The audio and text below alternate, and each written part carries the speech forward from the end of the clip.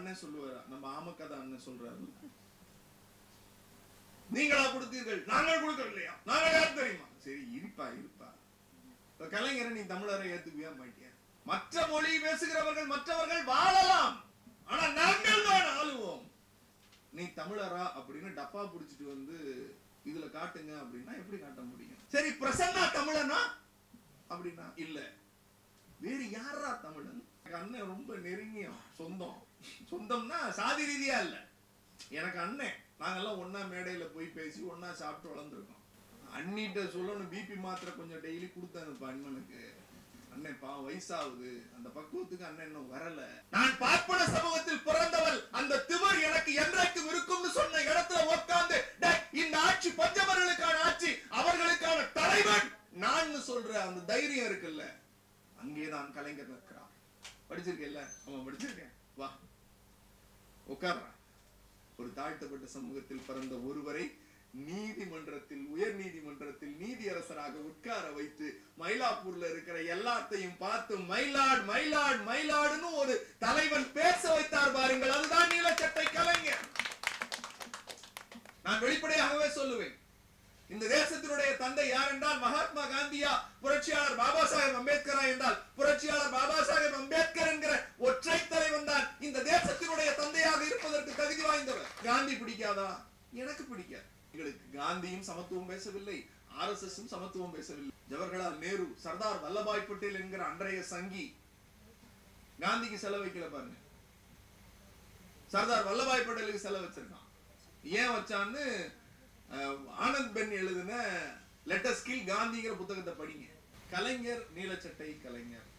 அது என்ன நீலச்சட்டை, ஏன் நீலம் அப்படிங்கிறப்ப, நீலம் என்பது ஒடுக்கப்பட்ட மக்களின் அடையாளமாக புரட்சியாளர் பாபா சாஹேப் அம்பேத்கர் அவர்களால் அடையாளப்படுத்தப்பட்டது. நீலம் என்பது ஒரு விடுதலையின் குறியீடு, நீலம் என்பது ஒரு புரட்சியின் குறியீடு, நீலம் என்பது கற்பித்தலினுடைய குறியீடு. கற்பி, ஒன்று சேர், புரட்சி செய் என்று புரட்சியாளர் பாபா சாஹேப் அம்பேத்கர் அந்த வரிகளை சொன்ன போது, இந்த நூலினுடைய 61 பக்கம் தான், அதற்கு பிறகு பின்னிணைப்புகள் வேறு. இந்த 61 பக்கத்தில் இந்த நூலினுடைய ஆசிரியர் அவர் வடிக்கிற வார்த்தை இருக்கிறதே, தந்தை பெரியார், அம்பேத்கர், கலைஞர் என்கிற முப்பெரும் ஆளுமைகளுக்குள்ளான தொடர்பை அவர் தொடர்பு படுத்துகிறார். தந்தை பெரியாருக்கு சீடர், தந்தை பெரியாருக்கு சீடர் கலைஞர். அவருடைய மூச்சைத்தான் வாசித்தார், அவரோடு எழுதினார், அவரோடு பேசினார், அவரோடு உரையாடினார், அவரோடு வாழ்ந்தார், அவர் சித்தாந்தங்களை ஏற்றுக்கொண்டார். ஆனால் வடபுலத்தில் இருக்கிற அம்பேத்கரோடு எப்படி இவருக்கு தொடர்பு ஏற்பட்டது? அந்த தொடர்பு என்பது நேரடி தொடர்பு அல்ல, கருத்தியல் தொடர்பு. அந்த கருத்தியல் தொடர்பை எப்படி தன் ஆட்சி அதிகாரத்திற்கு வந்த போது நடைமுறைப்படுத்தினார் என்கிற அந்த சித்தாந்த வரிகள் இருக்கிறார் அல்லவா, அதை இந்த புத்தகத்தினுடைய ஆசிரியர் அற்புதமாக பதிவு செய்திருக்கிறார். கலைஞர் நூற்றாண்டை கொண்டாடுகிற வகையில் தமிழ்நாடு அரசு ஏற்படுத்திய ஒரு மிக உன்னதமான குழுவில் பொறுப்பேற்று அதற்கான உண்மையான மனசுத்தியோடு ஒரு பணியை நம்முடைய மணிக்கோ அவர்கள் இந்த புத்தகத்தை வடிவமைத்ததன் மூலம் செய்திருக்கிறார். அவரை எங்கள் இயக்கத்தின் சார்பாக நான் பாராட்டுகிறேன், வாழ்த்துகிறேன். கலைஞர் ஏன் நீலச்சட்டை அணிய வேண்டும்? கலைஞர் ஏன் நீலச்சட்டை அணிய வேண்டும்? இந்த கேள்வி எனக்குள்ளாக இருந்து கொண்டே இருக்கிறது. அம்மையார் ஜெயலலிதாவினுடைய போயஸ் தோட்டத்து வீட்டுக்குள்ளுடைய சமையல் அறைக்கு போய் ஒரு தாழ்த்தப்பட்டவன் சாப்பிட முடியுமா என்ற ஒரு கேள்வி எனக்குள்ளாக வரும். எனக்கு ஒரு அழைப்பு வந்து, நீங்கள் ஏன் இயக்கம் மாறக்கூடாது, நாங்கள் உங்களுக்கு சட்டமன்ற உறுப்பினராக வாய்ப்பு கொடுக்கிறோம். அப்படி கேட்டபோது நான் அவர்களிடத்தில் சொன்ன பதில், நான் கலைஞர் வீட்டு சமையல் கட்டிலே போய் தோசையும் மீன் குழம்பும் சாப்பிடுவேன் என்று சொன்னேன். கலைஞர் வீட்டு சமையற்கட்டுக்குள்ளே போய் தோசையும் மீன் குழம்பையும் கேட்டு சாப்பிடுகிற அந்த சூழலும் உண்டு.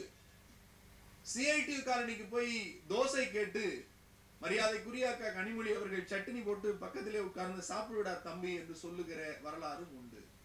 ஏன் இதை சொல்லுகிறோம் என்றால், இருவரும் அரசியல் தலைவர்கள்.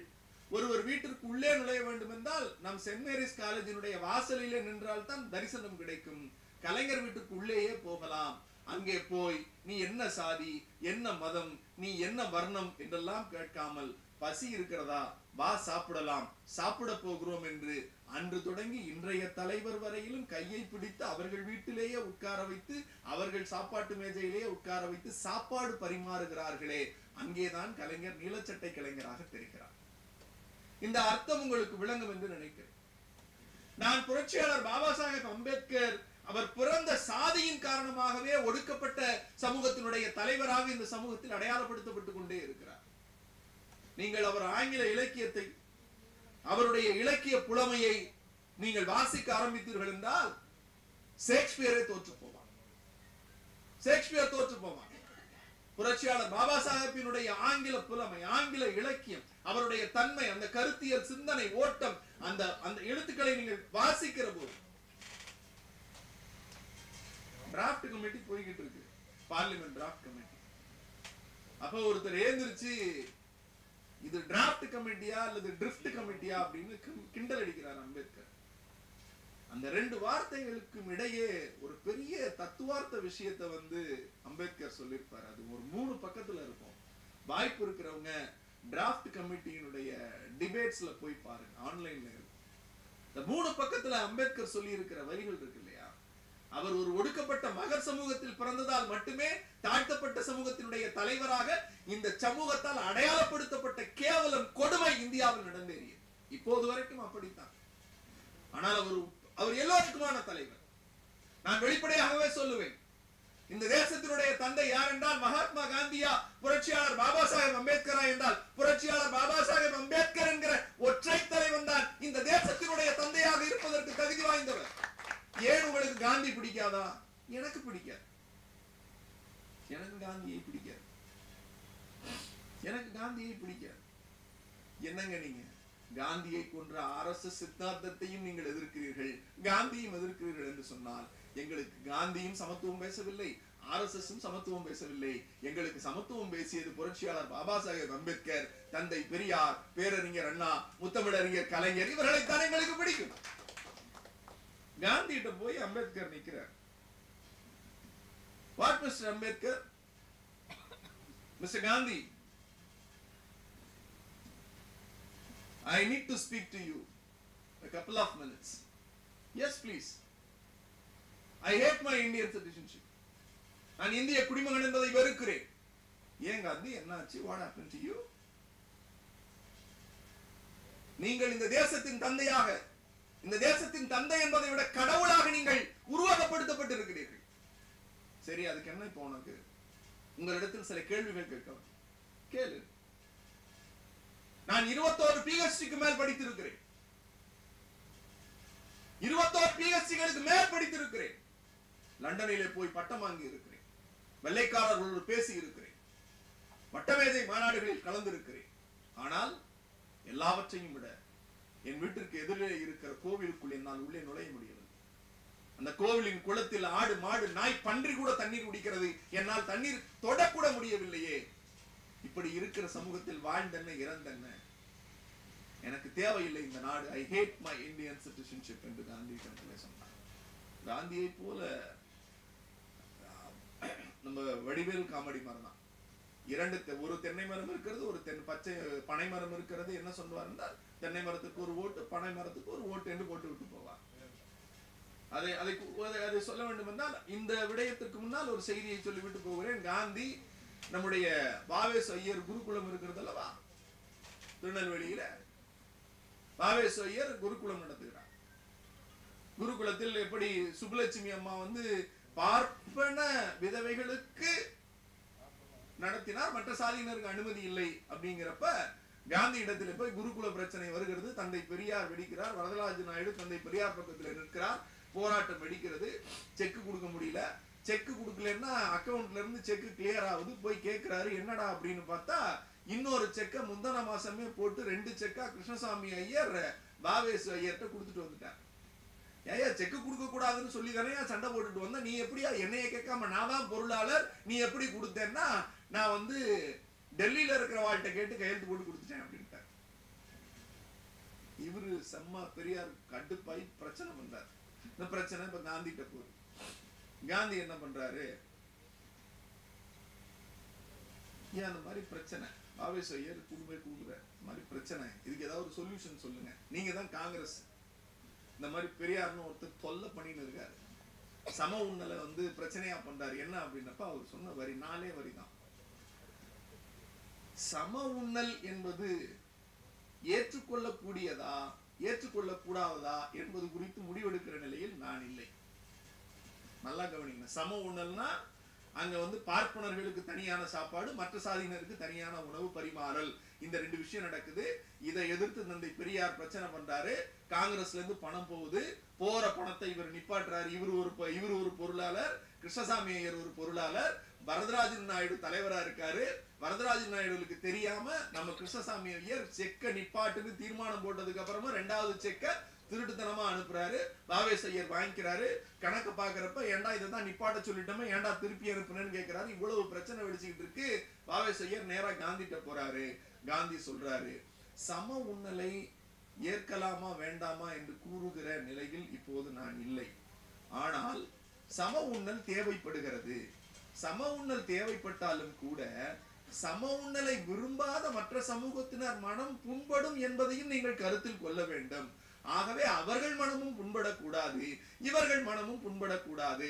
அப்படி ஏதாவது ஒரு தீர்வு இருந்தால் அதை ஏற்று செயல்படுத்துமாறு மாநில காங்கிரசாருக்கு நான் அறிவுரை கூறுகிறேன்.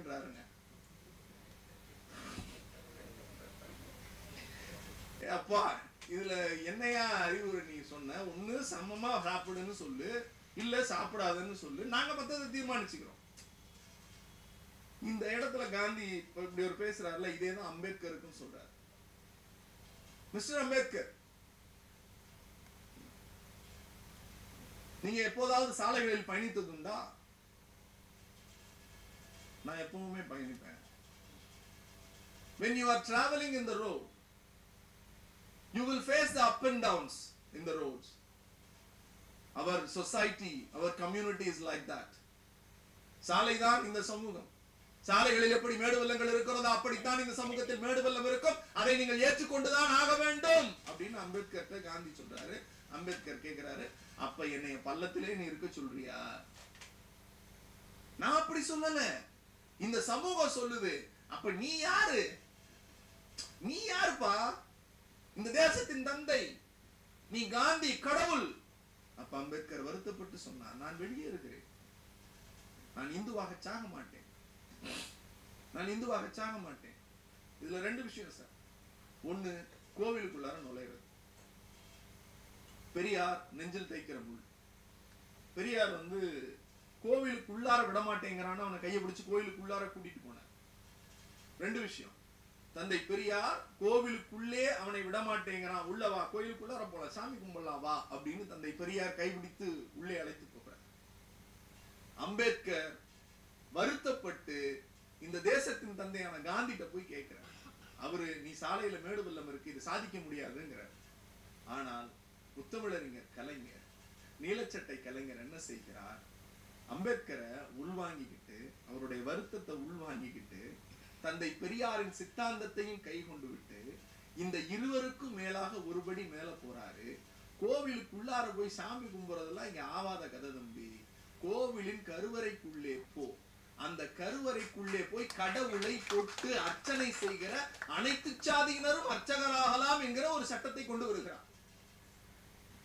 இது இப்ப இல்ல, 2006-11 இல்ல, 1974 தீர்மானம் போடுறார் சட்டமன்றத்துல. நீங்க அப்ப அவர் எவ்வளவு போக்கஸ்டா இருந்திருக்காரு பாருங்க சார். நீங்க ஒரு மனிதனுக்கு கல்வி கொடுப்பது, ஒரு மனிதனுக்கு ஆடை கொடுப்பது. நான் இன்னைக்கு போட்டிருக்கிற ஷூ வந்து பார்க் அவென்யூ ஷூ. எங்க தாத்தா எல்லாம் சாவர வரைக்கும் செருப்பு இல்லாம செத்தார். எங்க தாத்தா சாவர வரைக்கும் செருப்பு இல்லாம செத்தார். நீங்க இந்த கால சூழல் இருக்குல்ல, இதை உருவாக்கியதற்கு, கட்டமைப்பதற்கு வாக்கரசியல் மட்டும் இருந்தா செய்திட விட முடியாது. ஒரு தலைவன் சிந்திக்கிறார், ஒரு தலைவன் சிந்திக்கிறார். கோயிலுக்குள்ள விட மாட்டேங்கிறான், நீ வா சார். 74 சட்ட தீர்மானம் கொண்டு வருகிற போது ஏற்பட்ட பெரும் பிரச்சனை. அது நீதிமன்றம் அது இதுன்னு போய் போய் போய் அந்த சட்டத்தை நிறைவேற்றி இன்றைக்கு கலைஞரினுடைய நீட்சியாக இருக்கிற திராவிட மாடல் ஆட்சியில் யாரு இந்த ஆட்சி வேற எந்த மாநிலத்திலும் எந்த அரசியல் கட்சியும் இப்படி சிந்திக்க முடியாது. அம்பேத்கர் என்கிற ஒரு ஆண்பால் கோவிலுக்குள் போக முடியாது என்று வருத்தப்படுகிறார். தந்தை பெரியார் கோவிலுக்குள்ளே வாருங்கள் என்கிறார். அம்பேத்கர் கேட்கிறார், நீங்க ஏங்க ராஜினாமா பண்றீங்க? அம்பேத்கருடைய வலி மாதிரி நீங்க அதான் சொல்றேன், அவர் ஒரு குறிப்பிட்ட சாதியில் பிறந்ததால் மட்டுமே அவருடைய வாசிப்புகள் அவருடைய எழுத்துக்கள் வாசிக்காமல் போனது. சண்டை போட்டு அவரை வந்து அவர் நீங்க திரும்பவும் சொல்ற அவர் ஒரு மிகப்பெரிய எல்லோருக்கும் சேர்த்து சிந்தித்த தலைவர். நான் இன்னமும் சொல்லுவேன், கடவுள் நம்பிக்கை உள்ள பெண்கள் உங்கள் பூஜை அறையில் அம்பேத்கரை கடவுளாக வைத்து கும்பிடுங்க. அவர் முதல் சட்ட அமைச்சர்.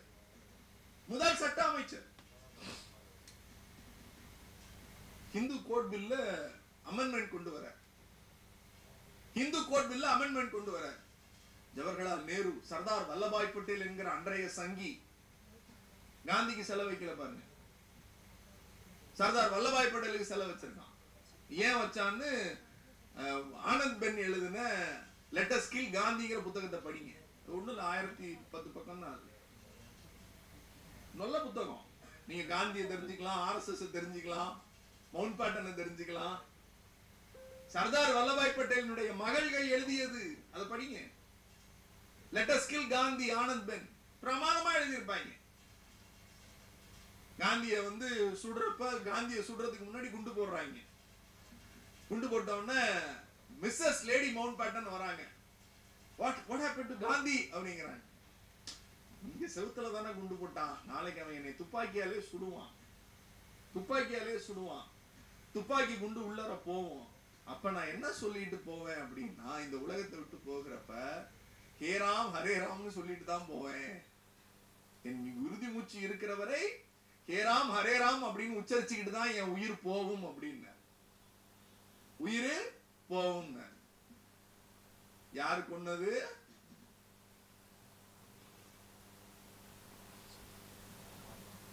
பாபர் மசூதியை இடித்த கும்பல், ராமனுக்கு கோவில் கட்டிய கும்பல், எவன் ஒருவன் துப்பாக்கியால் என் நெஞ்சு பிளக்கப்படுமே ஆனால் கடைசி சொட்டு மூச்சு இருக்கிறவரை ஹரே ராம் ஹே ராம் என்று உச்சரித்து விட்டு போவதுதான் என் வாழ்வினுடைய மிக உத்தமமான நிமிடம். ஆகவே அதற்கும் நான் தயாராக இருக்கிறேன் அப்படின்னு லேடி மவுண்ட் பேட்டன் வாக்குமூலம் கொடுக்கிறார் காந்தி.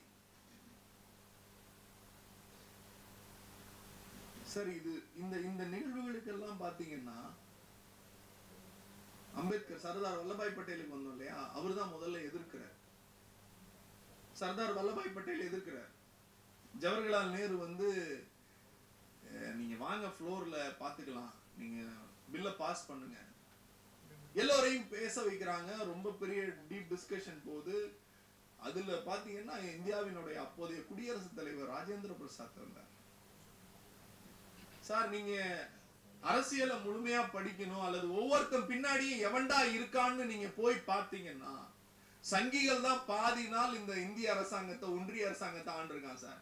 ராஜேந்திர பிரசாத் ஜனாதிபதி என்கிற பதவியை கடந்து ஒரு பிரகடனப்படுத்துறாரு. அம்பேத்கர் இந்து கோட் பில்ல கைய வச்சு அது பாராளுமன்றத்திலேயே பாஸ் பண்ணி கையெழுத்து என்கிட்ட வந்துச்சுன்னா நான் கையெழுத்து போட மாட்டேன் ஒரு இந்துவா அப்படின்னாருங்க. ராஜேந்திர பிரசாத் சொன்னார், ஒரு இந்துவா நான் கையெழுத்து போட மாட்டேன். என்னையா பிரச்சனை உனக்கு? என்ன அப்படி என்னையா இந்து கோட் பில்ல என்னையா சட்ட திருத்தம் கொண்டு வந்துட்டான்? பெண்கள் விவாகரத்து செய்யலாம், பெண்கள் சுவிகாரம் செய்யலாம், adoption right, divorce right, adoption right, அதுக்கப்புறம் சொத்துரிமை, ப்ராப்பர்ட்டி ரைட். இந்த விஷயத்துக்கு சட்ட திருத்தம் கொண்டு வர சட்ட திருத்தத்தை தோக்கடிக்கிறார்.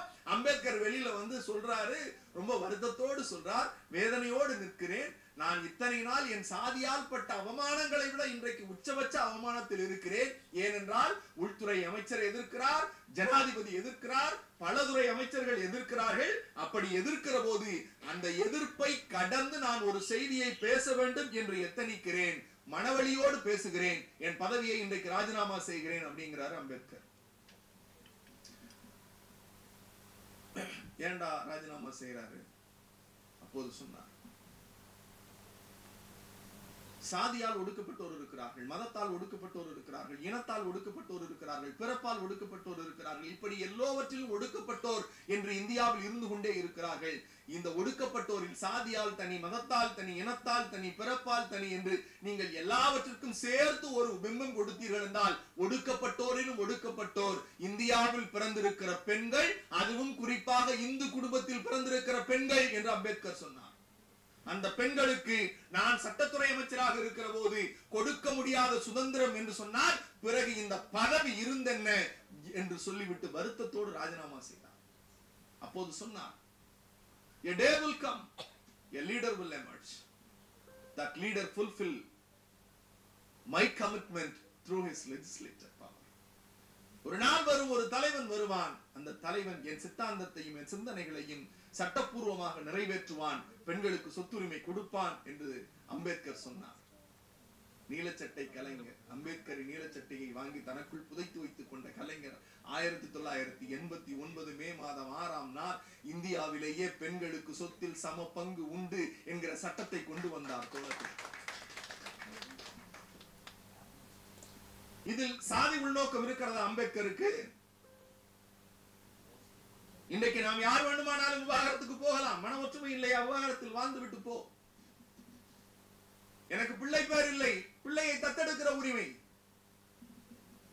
உனக்கு தான் கல்யாணம் பண்ணி கொடுத்தாச்சு இல்லடி, போடி அப்படிங்கிறப்ப இல்ல இல்ல நீ யார் அதை சொல்றதுக்கு?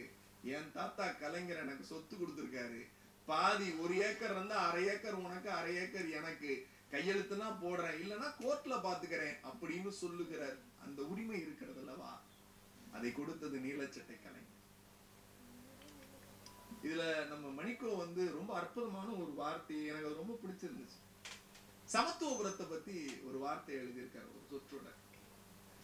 சமூக நீதியினுடைய கட்டட அமைப்பு தான் சமத்துவபுரங்கள் அப்படின்னு. சார் சமத்துவபுரம் அப்படின்னு ஊருக்கு பக்கத்துல ஒரு 10 பில்டிங்கை கட்டிவிட்டு போங்க எல்லாரும் இருங்க அப்படிங்கிறது இல்லை சார். எவனை தொட்டால் தீட்டென்றானோ, எவனை பார்த்தால் பாவம் என்றானோ, எவன் கையால் உண்ண மாட்டேன் என்றானோ, எவனை தொடமாட்டேன் என்றானோ, இப்படிப்பட்ட எல்லா சம்பிரதாயங்களுக்கு உட்பட்டும் வர்ணாசிரம தர்மத்தின் அடிப்படையில் ஒரு சமூகத்தை பிரித்து பிரித்து பிளவுபடுத்தி வைத்திருந்த அந்த சமூகத்தின் கட்டமைப்பில் கொண்டு போய் வா. அக்ரகாரம் நான் சொல்றேன், அக்ரகாரம் கிடையாது. சாதிகளின் பெயரால் தெருக்கள் இருந்தது, சாதிகளின் பெயரால் தெருக்கள் இருந்தது. முதலி தெரு, செட்டி தெரு, வன்னியர் தெரு என்று எல்லாம் இருந்தது. ஏன் பள்ளன் தெரு, பறையன் தெரு என்று கூட இருந்தது. இன்னைக்கு எங்கேயும் நாம் பார்க்க முடியவில்லை. ஏன் எங்கேயும் பார்க்க முடியவில்லையே? ஏன்? இந்த தெருக்களின் அடிப்படையில் வாழ்ந்தவர்களின் மனங்கள் எப்படி இருந்திருக்கும் என்று யோசித்து பாருங்க. அப்படி இருந்த மனங்களை எல்லாம் எல்லா சாதியினரும் இங்கே வா, உனக்கு ஒரு நந்தவனம் கொடுக்கிறேன், இதோ பார், இதுதான் சமத்துவபுரம்.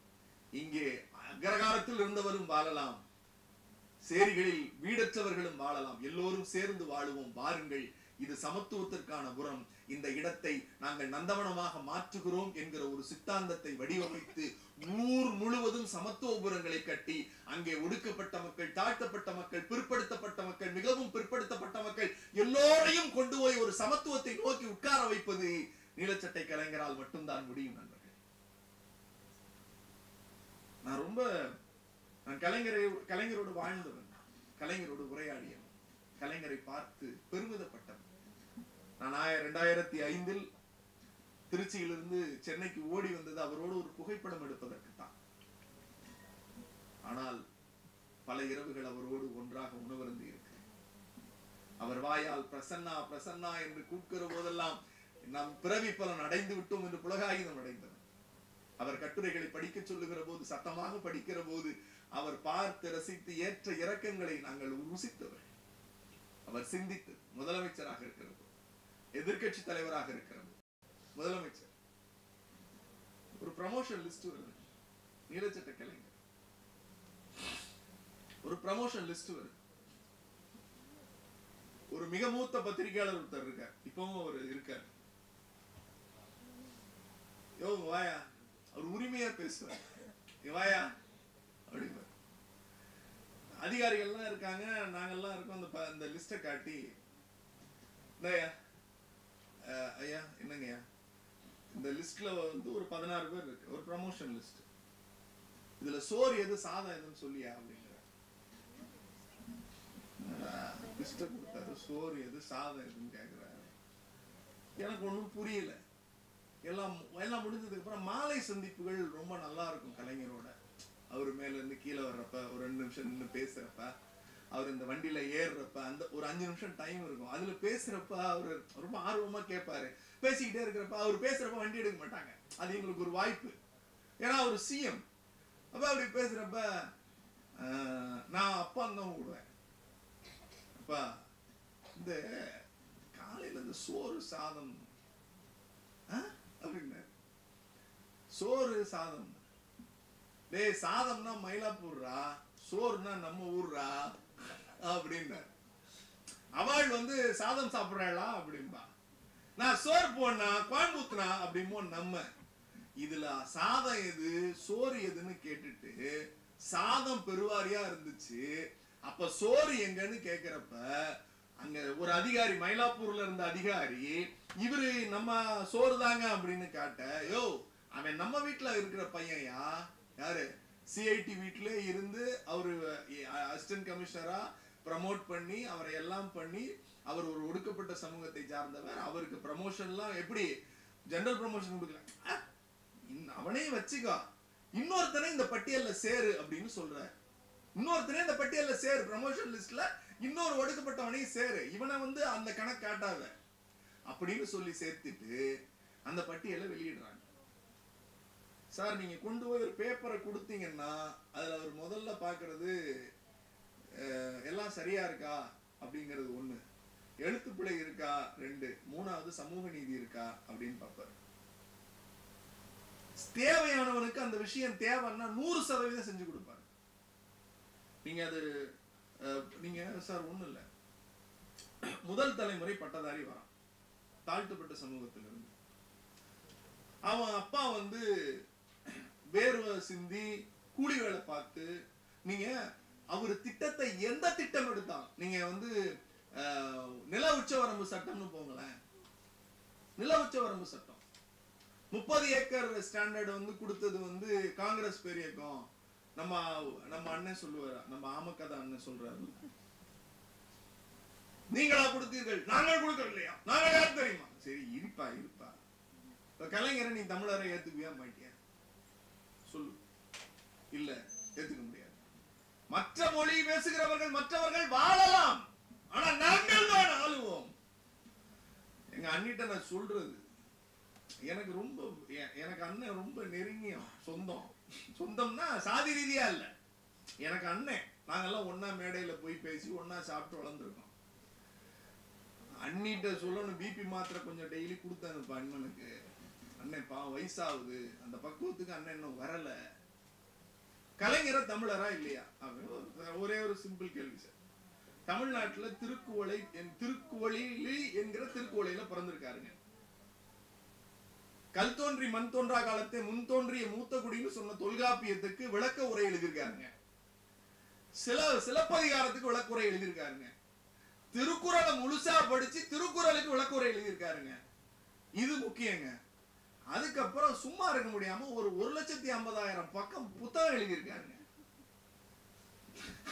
ஒரு 100 படத்துக்கு மேல கதவசனம் எழுதியிருக்காருங்க. இதையெல்லாம் எழுதின ஒருத்தர் நீ தமிழரா அப்படின்னு டப்பா புடிச்சிட்டு வந்து இதுல காட்டுங்க அப்படின்னா எப்படி காட்ட முடியும்? எனக்கு புரியல. சரி பிரசன்னா தமிழனா அப்படின்னா இல்ல, வேறு யாரா தமிழன்? வேறு யார் தமிழன்? சார் நீங்க, நான் ஒரே ஒரு கேள்விதான் எனக்கு வருது. அப்ப கலைஞர் வந்து ஒரு பதில் சொல்றார். சார் உங்களை எல்லாரும் இப்படி பேசுறாங்களே, இவ்வளவு மோசமா பேசுறாங்களே, இவ்வளவு கேவலமா பேசுறாங்களே. கலைஞர் சொன்னார், சட்டமன்றத்துல கேக்குறாங்க, இதெல்லாம் ஒரு ஆட்சியா? கேவலமான ஆட்சி, 3ஆம் தர ஆட்சியா நீ நடத்திக்கிட்டு இருக்க அப்படிங்கிறப்ப அவர் எழுந்து பதில் சொன்னாருங்க, இது 3ஆம் தர ஆட்சி அல்ல, என் ஆட்சி 3ஆம் தர ஆட்சி அல்ல, 4ஆம் தர ஆட்சி. வருணாசிரம தர்மத்தில் 4வது வருணத்தில் இருக்கிறவர்கள் தான் அப்பாவுக்கும் அம்மாவுக்கும் பிறக்க வேண்டிய இடத்தில் பிறந்தவர்கள். அந்த சூத்திரர்களுக்கான, பஞ்சமர்களுக்கான, ஒடுக்கப்பட்டோருக்கான ஆட்சியினுடைய ஆட்சி என்று சொன்னா, இத சொல்றதுக்கு ஒருத்தங்க தைரியம் வேணும். நான் பார்ப்பன சமூகத்தில் பிறந்தவள், அந்த திமிர் எனக்கு என்றைக்கும் இருக்கும்னு சொன்ன இடத்துல உட்கார்ந்து இந்த ஆட்சி பஞ்சமர்களுக்கான ஆட்சி, அவர்களுக்கான தலைவன் நான் சொல்ற அந்த தைரியம் இருக்குல்ல, அங்கேதான் கலைஞர் இருக்கிறார். அங்கேதான் கலைஞர் இருக்கிறார். அவரை போல பேசியவர்கள், அவரை போல சார் முதல்ல அம்பேத்கர் படம் வைக்கிறார் சார் சட்டமன்றத்துல. அம்பேத்கர் படம் இல்ல சார். இங்க ஏன் அம்பேத்கர் படம் வைக்கணும்னு யோசிச்சிருக்கலாம் இல்லையா? அம்பேத்கர் படத்தை கொண்டு வந்து சட்டமன்றத்துல வைங்க, ஒரு பெரிய படத்தை வைக்கிற. டெல்லியில இருந்து தலைவர்களை கூட்டிட்டு வர, வந்து தரங்க, வந்து தரங்க. அம்பேத்கர் பிறந்த ஊர்ல அம்பேத்கருடைய பெயரில் ஒரு பல்கலைக்கழகம் இல்ல, சட்ட பல்கலைக்கழகம் தொடங்குறார். என்ன பேர் வைக்கலான்னு எல்லாரும் கேட்கிறப்ப டாக்டர் அம்பேத்கர் சட்ட பல்கலைக்கழகம் பேர் வைக்கிற. பேர் வச்சு மட்டும் இல்லைங்க, நம்ம கிரீன்வே சாலைக்கு போறீங்கல்ல, எல்லா அமைச்சர்களுக்கும் வீடு இருக்கா? குறிஞ்சி, மருதம், முல்லை, நெய்தல், அந்தந்த அமைச்சர்களுக்கு ஒவ்வொரு வீடு இருக்கா? ஏன் முதலமைச்சருக்கு அங்க வீடு இல்ல? யாராவது யோசிச்சிருக்கீங்களா? முதலமைச்சருக்கு ஏன் சார் வீடு இல்ல? முதலமைச்சருக்கு அங்க ஒரு வீடு இருந்துச்சு சார். முதலமைச்சருக்கு அங்க ஒரு வீடு இருந்துச்சு. ஒரு அற்புதமான மாளிகை, அற்புதமான வீடு, நல்ல வசதியான ஒரு பெரிய மாளிகை ஒண்ணு கட்டப்பட்டது. கலைஞர் போறார், என்ன அது அப்படிங்கிற. எல்லா அமைச்சர்களுக்கும் இங்க வீடு இருக்குங்க. இந்த பக்கம் வந்து தலைமை நீதியரசர் இருப்பாரு, அந்த பக்கம் கிண்டில ஆளுநர் இருப்பாரு, இங்க இது வந்து முதலமைச்சருக்கான இல்லம். அப்படியாயா? சரியா? நம்ம இப்ப ஒரு பல்கலைக்கழகத்துக்கு பேர் வச்சோமே, அந்த பல்கலைக்கழகத்துக்கு பேர் என்னங்கிற? டாக்டர் பாபா சாஹேப் அம்பேத்கர் சட்ட பல்கலைக்கழகம். அதுக்கு ஆபீஸ் எங்கேயா வச்சிருக்கீங்க? இல்ல தேடிக்கிட்டு இருக்கோம் அப்படின்னா. முதலமைச்சர் இல்லம் தான் இனிமேல் டாக்டர் அம்பேத்கர் சட்ட பல்கலைக்கழகத்தினுடைய பல்கலைக்கழகம் அப்படின்னு அறிவிக்கிறாங்க. தனக்கு கட்டப்பட்ட, முதலமைச்சருக்காக கட்டப்பட்ட இல்லத்தை டாக்டர் அம்பேத்கர் சட்ட பல்கலைக்கழகத்தினுடைய அந்த வளாகமாகவே மாற்றிய ஒரு தலைவர் டாக்டர் கலைஞர். யோசிச்சு பாருங்களேன். ஜெயலலிதா அம்மா என்ன செஞ்சாங்க? நாங்கெல்லாம் படிச்சுக்கிட்டு இருந்த கல்லூரிக்கு பெயர் டாக்டர் அம்பேத்கர் சட்ட கல்லூரிங்க. பெருமையா சொன்னேன். அந்த கல்லூரியில படிக்கிறப்ப 2005 காலேஜில் சேர்ந்துட்டேன். அம்மையார் ஜெயலலிதா ஆட்சி ஒரு 16 எஃப்ஐஆர் தான் அப்பவே. ஏங்க 16 எஃப்ஐஆர்னு கேட்டா ஒன்றும் இல்லை. உழவர் பாதுகாப்பு திட்டத்தை அந்த அம்மா நிப்பாட்டினாங்க. ஸ்காலர்ஷிப் ஒழுங்கா வரல, பைப்ல தண்ணி வரல, பேராசிரியர்கள் ஒழுங்கா வரல, இந்த பிரச்சனை. இதுக்குதான், வேற எதுக்கும் இல்லை. ஒரு 16 எஃப்ஐஆர். இது எல்லாம் முடிஞ்சது. இப்ப அந்த சட்டக்கல்லூரி அங்க இருக்கா அப்படின்னா, சென்னைக்கு சட்டக்கல்லூரியே இல்ல. சென்னையில சட்டக்கல்லூரியே இல்ல. நீங்க எல்லாம் நினைக்கலாம், சார் அப்ப பெருங்குடியில இருக்கிறது என்ன? அது சீர்மிகு சட்ட பள்ளி, சட்டக்கல்லூரி இல்ல. சென்னைக்கென்று இருந்த சட்டக்கல்லூரியை இங்க வாங்க வாங்க, இன்னும் 10 வருஷத்துல மெட்ரோ வந்துரும், இன்னும் 10 வருஷத்துல நோன்னே தண்ணி வரும், பஸ் வந்துரும், பஸ் ஸ்டாண்ட் வந்துரும், பக்கத்திலே படுத்துக்க சுடுகாடும் இருக்கு அப்படின்னு ரியல் எஸ்டேட் விளம்பரம் பண்ணுவான்ல, ஊருக்கு வெளியில ஒரு 60 கிலோமீட்டர் 70 கிலோமீட்டருக்கு உள்ளார. அந்த மாதிரி திருவள்ளூருக்கும் அரக்கோணத்துக்கும் பார்டர்ல ஒரு ஊர்ல போய் ஒரு காட்டுல ஒரு கட்டடத்தை கட்டி இதுதான் இனிமே சென்னை சட்டக்கல்லூரின்னு மாத்திட்டாங்க அந்த அம்மா. தன் வீட்டை பல்கலைக்கழகமாக மாற்றியது கலைஞர். சென்னையின் மிக முக்கியமான அடையாளமாக இருந்த பாபா சாஹேப் அம்பேத்கர் அவர்கள் பெயரில் இருந்த சட்டக்கல்லூரியை ஊருக்கு 70 கிலோமீட்டருக்கு வெளியில பார்டர்ல போட்டு அதுதான் கல்லூரி என்று காட்டியது சனாதனம். இந்த பையன் படிக்க வரான் சார், நாங்க படிக்க வரோம், எங்களுக்கு எல்லாம் ஃபீஸ் போடுறாங்க. அம்மையார் ஜெயலலிதா ஃபீஸ் போடுறாங்க, 17,000 ரூபாய் ஃபீஸ். என்னையா இது கொடுமையா இருக்கு, நாங்கெல்லாம் ஃப்ரீன்னு படிக்க வந்தோம், 17,000 ரூபாய் காசு கேட்கறாங்களே அப்படிங்கிறப்ப ஒரு பெரிய போராட்டத்தை நான் முன்னெடுக்கிறேன். அடுத்த ஆண்டு கலைஞர் ஆட்சி வருகிறது, 2006 கலைஞர் ஆட்சி வருது. நேரா அப்ப சட்டத்துறை அமைச்சர், இன்றைக்கு மரியாதைக்குரிய மூத்த அமைச்சர் ஐயா துரைமுருகன் அவர்கள், நேரா அவர்கிட்டே போறோம். சொன்னோம் இந்த மாதிரி, அப்படியா தலைவர்கிட்ட பேசிட்டு சொல்றேன்யா அப்படின்னு. ஒரு நாள் ஆச்சு, 2 நாள் ஆச்சு, கேட்கல. நாங்களே கோபாலபுரத்துக்கு கிளம்பி போயிட்டோம். அப்ப தலைவர்கிட்ட போய் சொல்றோம், அப்படியாயா? அப்ப ஐயா துரைமுருகன் இருக்காங்க, கூப்பிட்டு பேசுறாங்க. என்னையா அப்படின்னா, ஆமாங்கயா அவங்க வந்து 17,000 ரூபாய் போட்டுருக்காங்க. சரி சரி போங்க நான் பேசிட்டு சொல்றேன்னு அனுப்புனார். மறுநாள் காலை ஒரு செய்தி வருதுங்க, படிக்கிற சட்டக்கல்லூரியில் படிக்கிற மாணவர்களுக்கு இலவச கல்வி. ஹானர்ஸ் படிக்கிறவனும் முதல் தலைமுறை ஒடுக்கப்பட்ட சமூகத்திலிருந்து வந்தால் அவனுக்கும் அந்த கல்வி இலவசம். ஹானர்ஸ்ல படிக்கிறவனுக்கு ஸ்காலர்ஷிப் உண்டுன்னு கலைஞர் அறிவிச்சார். நாங்கெல்லாம் பெரிய தலைவர்கள் இல்ல, சாதாரண ரெப்ரசன்டேட்டிவ், ஸ்டூடெண்ட் ரெப்ரசன்டேட்டிவ்ஸ். போய் கேட்கிற போது அதை கொடுக்கிறார். நீ கோவிலுக்குள் உள்ளே நுழைய முடியாதுங்கிற போது உன்னை நுழைய வைக்கிறார். தெருக்களில் நீ நடக்க முடியாது சார், தெருக்கல்ல நடக்க முடியாதுங்கிறது மட்டுமல்ல சார், நான் சொன்னேன்ல இன்னைக்கு நான் வந்து பார்க்கவென்யூ ஷூ போட்டிருக்கேன்னு, என் பாட்டனும் முப்பாட்டனும் இங்கே உட்கார்ந்து இருக்கிறவருடைய பாட்டனும் முப்பாட்டனும் அகரகாரத்து தெருக்களில் நடக்க முடியாது. இடுப்புக்கு பின்னாடி விளக்கமாறு கட்டி இருக்கணும், கழுத்துக்கு கீழே சரட்டை கொட்டாங்குச்சி கட்டி இருக்கணும். அப்படி நீங்க நடந்து போகிற போது உங்கள் பாதத்தில் சுவடு கூட தெரியாமல் உங்கள் முதுகுக்கு பின்னால் இடுப்புக்கு பின்னால் கட்டி இருக்கிற விளக்கமாறு அழிச்சுக்கிட்டே போவோம்.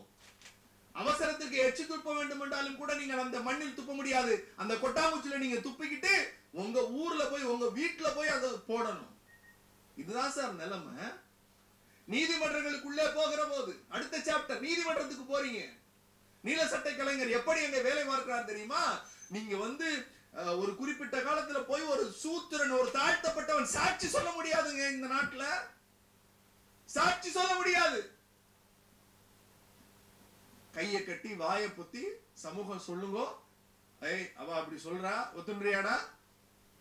மரத்துக்கு அடியில டவாலி இப்படி துண்டை பிடிச்சிருப்பாரு, துண்டுக்கு பின்னாடி ஒடுக்கப்பட்டவன் இருப்பான், ஜட்ஜையா மேல உட்கார்ந்து இருப்பாரு. என்ன ஓய் அவ்வளவு திமிரானுக்கு பாத்தேடா அப்படின்னு இந்த அட்வொகேட் அவா பேச, இன்னொரு அட்வொகேட் அவா பேச, இவன் சாட்சி பார்த்தேன்னா குப்புசாமி வந்திருக்கானோ இல்லையா? சாட்சி சொல்லத்தான் வந்திருக்கான். எங்க இருக்கான் அவன்? இதோ இந்த மரத்தடியில் நின்று இருக்கான் பாருங்க அப்படின்னு சாட்சி சொல்ல போனவன் குற்றவாளி அல்ல, இஸ் a witness. சாட்சி சொல்ல போனவன் மரத்துக்கடியில் நின்று துண்டை பிடித்துக் கொண்டு நிற்க வேண்டிய இடத்தில் என்னது அப்படியா நிக்கிறான்? கூப்பிடுறா, வரதராஜனை கூப்பிடு, படிச்சிருக்கேன்ல? ஆமா படிச்சிருக்கேன், வா உட்கார்றா. ஒரு தாழ்த்தப்பட்ட சமூகத்தில் பிறந்த ஒருவரை நீதிமன்றத்தில், உயர் நீதிமன்றத்தில் நீதியரசராக உட்கார வைத்து மயிலாப்பூர்ல இருக்கிற எல்லாத்தையும் பார்த்து மயிலாட் மயிலாட் மயிலாடுன்னு ஒரு தலைவன் பேச வைத்தார் பாருங்கள். அதுதான் நீலச்சட்டை கலைஞர் சார். அவரை பேசினா பேசிக்கிட்டே இருக்கலாம் சார். அவர் வாழ்ந்த வாழ்க்கை இந்த தமிழ் சமூகத்துக்கான. எனக்கு அவர் சொன்ன அட்வைஸ், அரசியல் என்பது அவமானங்களை ஏற்றுக்கொள்ள பழக வேண்டும். நிறைய பேசுவார் என்கிட்ட. இந்த அவைக்கு நான் ஒரே ஒரு செய்தியை சொல்லி விடைபெற ஆசைப்படுகிறேன். நீலச்சட்டை கலைஞர் மட்டுமல்ல, அவர் எல்லோருக்குமாக சிந்தித்தார், அவமானங்களை தலையில் சுமந்தார். இப்ப நான் போய் கேட்கிறேன், அவரு சொன்னாரு, இவ்வளவு கேவலப்படுத்துறாங்க, இவ்வளவு விமர்சனம் பண்றாங்க, உங்களுக்கு கோபமே வராதா? அப்ப சொன்னாரு, கருணாநிதி வந்து கலைஞர் ஆயிட்டதுனாலயோ, பிரசன்னா தமிழன் பிரசன்னா ஆயிட்டதுனாலயோ மக்கள் எல்லாம் என்ன நினைப்பாங்கன்னா, இவங்க தலையில வந்து மலர் கிரீடம் இருக்குன்னு நினைப்பாங்க, மலர் கிரீடம் இருக்குன்னு நினைப்பாங்க. அது மலர் கிரீடம் இல்ல, மலக்குடை. மலக்குடை. சொன்ன வார்த்தையை அப்படியே சொல்றேன். நம்ம தலை மேல பீ பேலுவாங்க, அது நம்ம முகத்துல வலியும், அதை இப்படி தொடச்சு போட்டுட்டு நின்னா மட்டும்தான் நாம் வாழுகிற சமூகத்திற்கு குறைந்தபட்சமாவது நல்லது செய்ய முடியும் என்று சொன்னவர் கலைஞர். இப்படி ஒரு தலைவனை நீங்க பார்க்கவே முடியாது. பெரிய உன்னதமான தலைவர்கள், சிந்தித்தவர்கள் செயல்பட மறுத்தார்கள், செயல்படுத்தியவர்கள் சிந்திக்க மறுத்தார்கள். ஆனால் சிந்தனையை செயல்படுத்தி இந்த சமூகத்தின் கண்முன்னே தன் வாழ்ந்து மறைகிற போது ஒரு தன்மானமிக்க ஒரு தமிழ் சமூகத்தையும் ஒடுக்கப்பட்ட மக்களுக்கான சிறகுகளை கொடுத்து, வா நீ உட்கார், நீதிமன்றத்தில் மறுக்கெழுதிக்கப்படுகிறாயா அங்கே போய் உட்கார், கோவிலில் மறுதளிக்கப்படுகிறாயா கோவிலுக்குள்ளே போ, குளத்தில் தண்ணீர் எடுக்க மறுக்கிறாயா நீ போய் போர்வெல் போட்டு நிலத்துக்கு நீயே தண்ணி பாய்ச்சுன்னு சொன்ன ஒரு உன்னத தலைவன். அந்த தலைவரை வணங்கி நீலச்சட்டை கலைஞரை எழுதிய மணிக்கோ அவர்களையும் பாராட்டி விடைபெறுகிறேன். நன்றி, வணக்கம்.